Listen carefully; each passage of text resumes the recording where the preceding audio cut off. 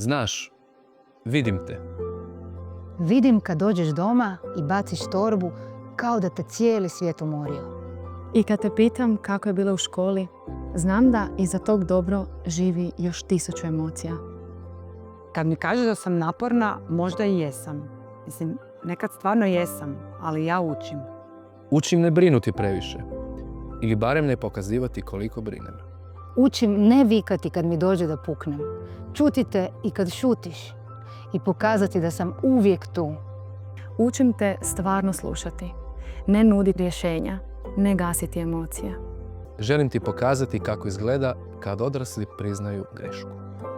Jer ne želim da misliš da moraš biti savršen da bi bio voljen.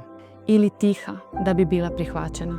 Želim ti pokazati da je u redu osjećati baš svaku emociju. Mene ovome nisu učili. Ali baš zato, zbog tebe, ja učim. Da mogu i tebe naučiti kako da budeš dobra. Biti roditelj je jedna od najljepših, ali i najizazovnijih uloga u životu. U svijetu u kojem svako 8. dijete ima problem s mentalnim zdravljem, lako je osjetiti nesigurnost. Pogotovo kada i sami još učimo razgovarati o mentalnom zdravlju i donositi bolje odluke. Dobra vijest, nismo sami u tome.